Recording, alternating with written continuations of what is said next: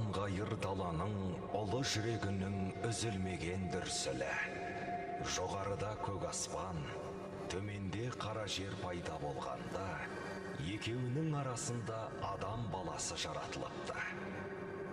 Жеті қат көкті тік жарып, түстіктен қиыр терістікке қарай шұбалып жатқан құс жолы көшпендінің серігіне жол бастаушысын айналды. Сол себепті төрт тұяқты тұлпарды ертеп мінген көшпенділер жолынан жаңылған жоқ.